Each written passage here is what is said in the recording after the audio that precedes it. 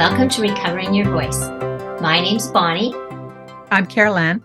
And I'm Collette. And ladies, would you believe it? This is our 1 year anniversary for Recovering Your Voice.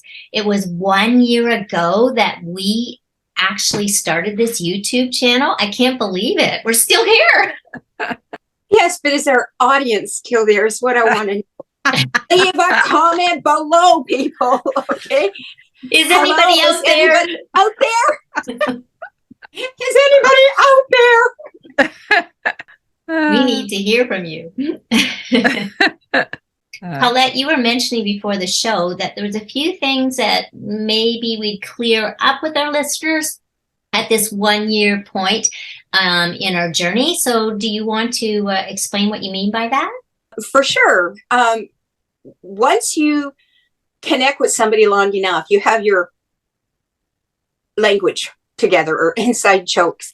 I said, sometimes I think we drop some of our inside words, not giving the history to them. So I thought, wouldn't it be fun if you realized why we say things like clean up on aisle 5 or, I'm out of here or whatever. So we thought we'd just bring you on the journey of our getting to know each other.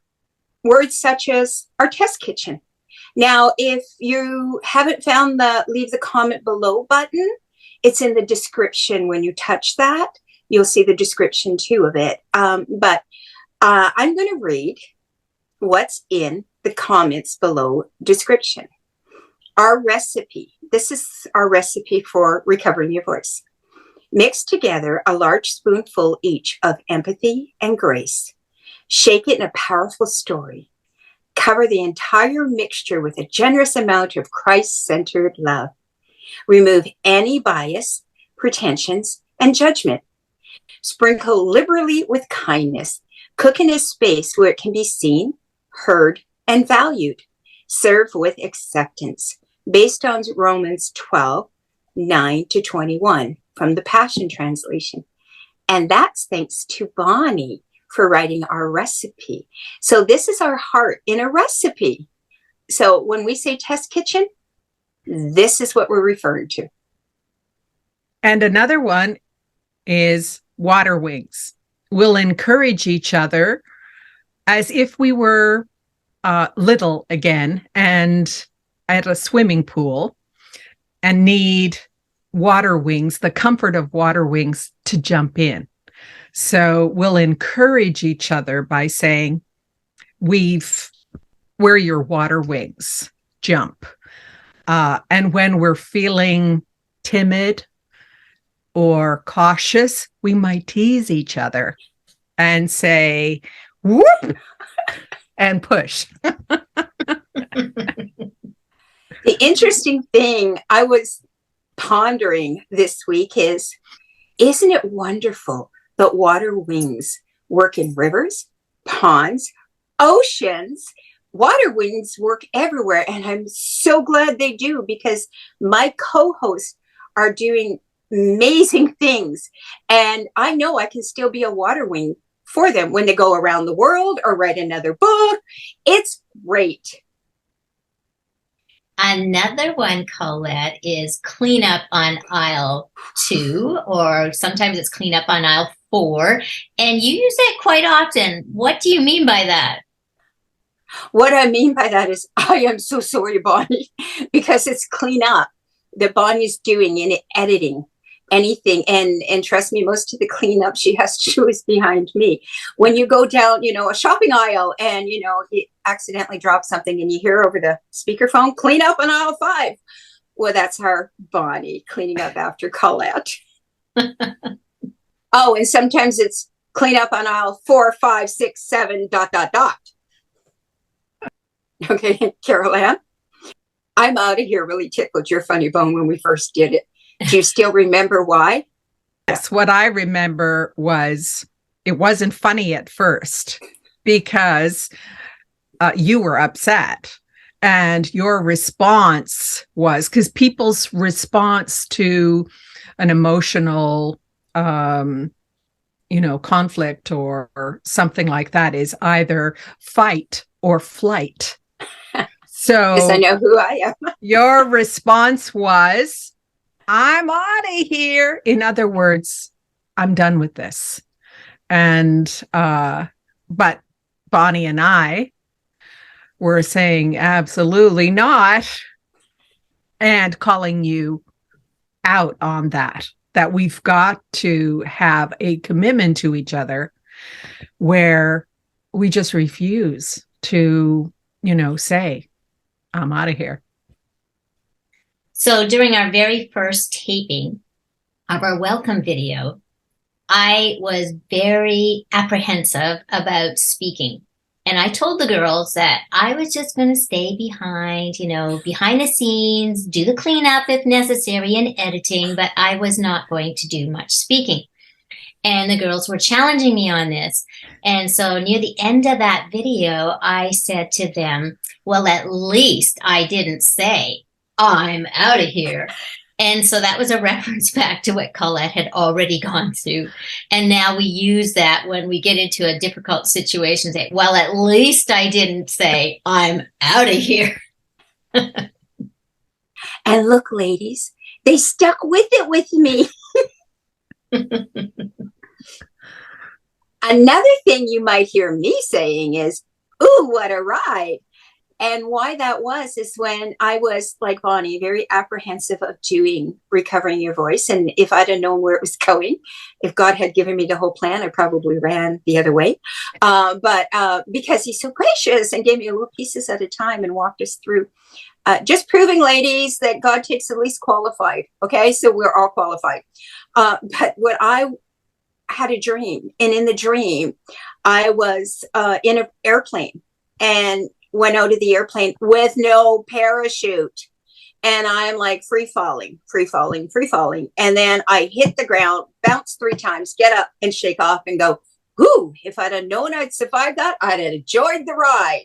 So I keep reminding myself, enjoy the ride. Enjoy the ride. In the outtakes, you will often hear us saying bibbidi bobbidi boo, or singing it, or even our guests doing it. That is to help me with editing, because sometimes when we go too quickly from one speaker to another, it doesn't give me enough space to edit out any errors or to correct things and match it up with the actual person speaking in the video.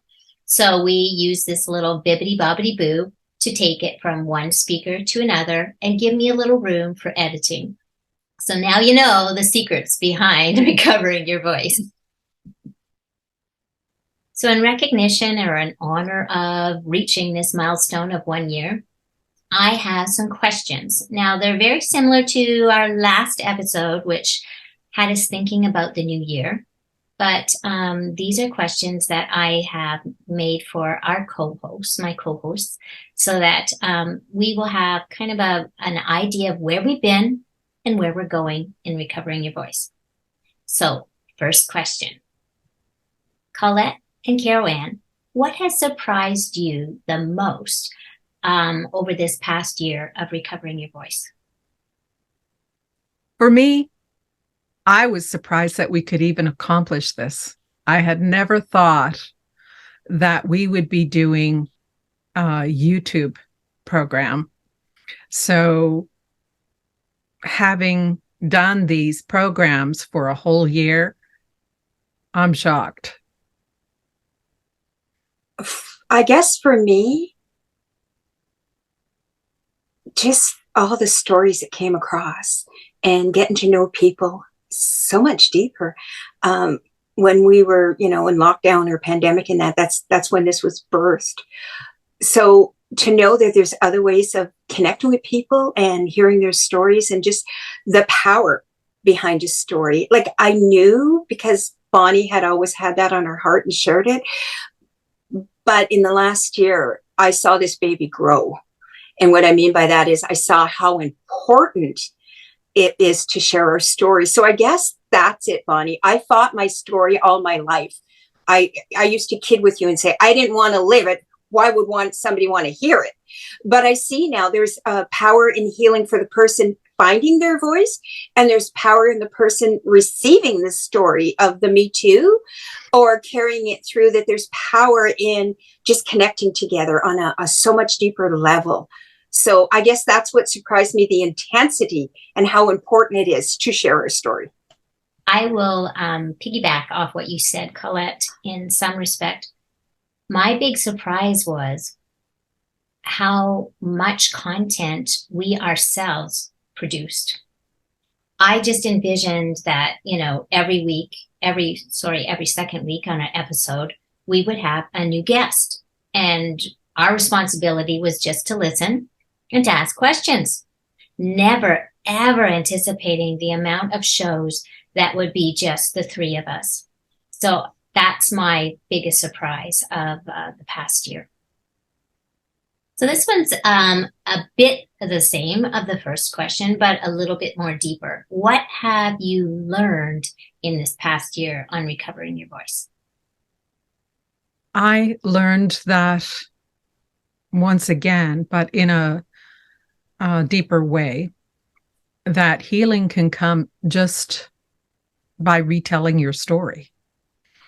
And I hadn't realized that before, but that's happened over and over again with different guests that we've had on the program.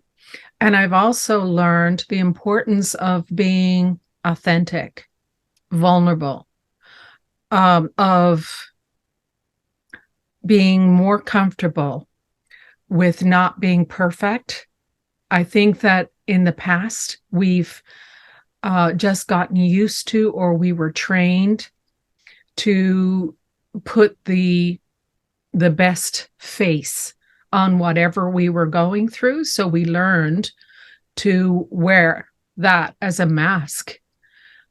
But we are learning a new way, and that new way is no masks. Be real, be authentic, and trust that God's love in us for each other is a safe place. Beautifully articulated. Thank you. Very. The most important thing I think I've learned this past year is that I can depend on my co-hosts. I don't have to do it alone. In my past, I've been very self-reliant, self-sufficient. God has been teaching me that I need to be God-sufficient. And recovering your voice has taught me that I need to lean on others, and it's okay. And the second thing is, my co-hosts have both taught me that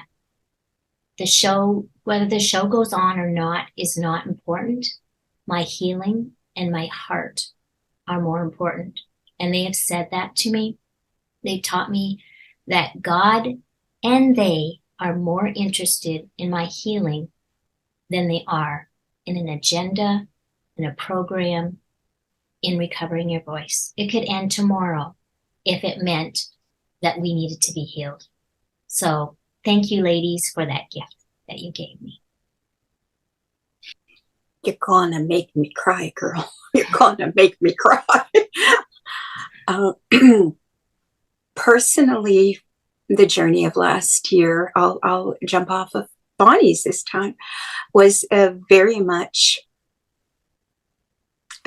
being able to show up truly for who you are, and knowing that your co-host or friends have your back, that I kid around about clean up on aisle 5, but you do not know how important that is to me, to know that I can just totally be Collette and be accepted, and know that Bonnie knows what I'm trying to say, and if it came out correctly.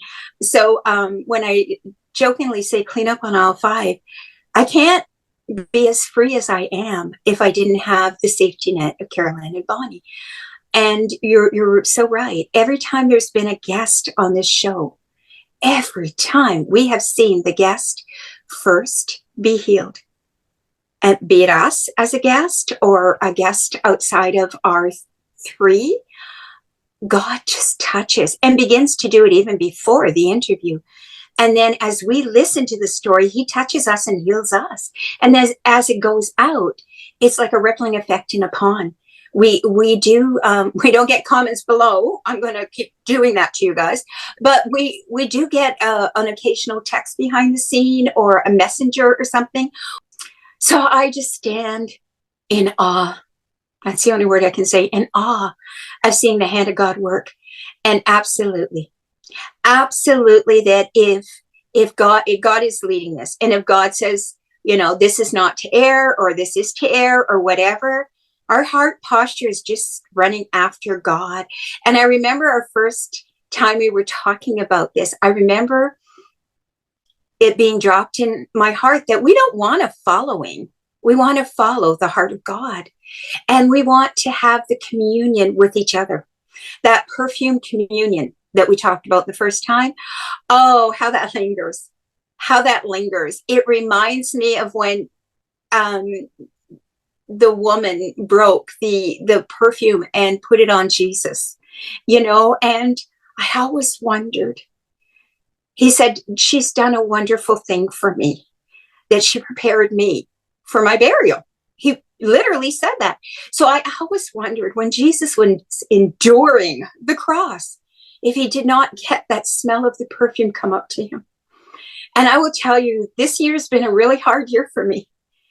And sometimes I smell the perfume of the friendship of Bonnie and Carol Ann coming up to me and going, I can be totally real. I can be totally getting my healing, because what's not revealed cannot be healed.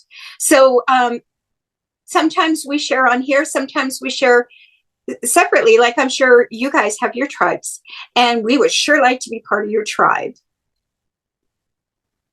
So let's look forward now. What do we look forward to in this new year of 2023 for Recovering Your Voice? I'm looking forward to more stories on recovering your voice and reaching people with those stories, hearing from people that their hearts were encouraged by stories they heard on Recovering Your Voice, and hearing from people that even their hearts were healed in some way, or that they finally realized that God was there for them, that God loved them. I'm looking forward to that this year. I'm looking forward to seeing how creative ways are going to be shown us to interact with our audience more. Not so much us giving out, but hearing back from our audience and what that might look like. Creative ways of hearing that, hearing one-on-ones and corporately. I don't know how that looks, but ooh, what a ride. We had to get that in. That was perfect. I'm really looking forward to being grown in the area of compassion and having more compassion for listening to people's stories. And the second thing is that I'm looking forward to us separately and collectively developing our voices, being heard. We serve a God that hears us. He sees us. He knows us. And he wants us to develop that voice. That's why we call it recovering your voice. We were all born with a voice to speak our story. And this show is all about helping people to find that. So I'm excited to see what God's going to do this year in developing our voices. So to end this episode, I have a challenge to both of you. If you could sum up the past year as a bumper sticker, and realize a bumper sticker is short, what would you call it? I have two bumper stickers. The first one it's like a context C. You're going to have to think about it because it is profound, but it may not come out that way the first time you hear it. It is. God is real, and he wants you to be real also. The second one is God can use anyone, even 60-year-old ladies. Collette, do you have one? I would have to say that what Bonnie's been trying to teach me for years is it's so important to own your own story, because when you own your own story, you get comfortable in your own skin. So I would say, own your story, be proud, be loud. Share your story on recovering your voice. That's perfect. It's perfect. It is perfect. Wow, so that's good. obvious and so perfect. Yes. Much better than what I was thinking. Throughout our anniversary special, we have encouraged you to give us feedback. If you would like to write us, you can write us at recoveringyourvoice@gmail.com, or as Collette says, put it in the comments below. We'd love to hear from you, especially on this anniversary. We look forward to what God's going to do this year. And even if you have some suggestions of people who you think should be on the show, or if you want to be on the show yourself, we'd love to hear from you. But until next time, keep sharing your stories.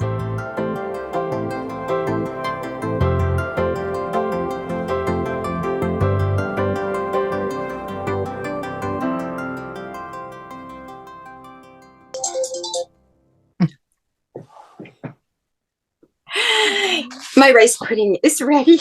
Have you read that? This is the kitchen at work.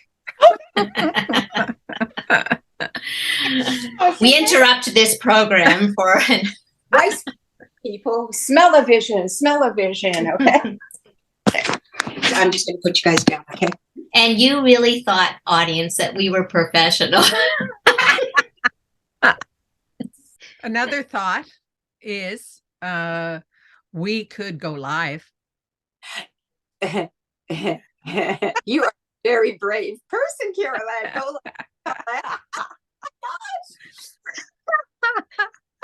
You and Collette will be on there by yourselves. You know, this is Bonnie. She's pushing you over the edge, hon. Okay, I was like, oh my god. What do you think? That sounds great. You could take the lead on that, Collette. Yeah. Yeah, that's Sure. a great idea. You go, girl. Oh, Yeah. I thought I said it wrong, but I didn't. No, you did. You did. Yeah, well, I'm going to start a cooking show. Not. Cooking with Collette. Sounds Not. No. Happy place, happy place. Okay. Another thing we say, well, I probably say more of it. Let me try that again. You're the only one that says it. Okay. I think. Okay. Don't answer all at once.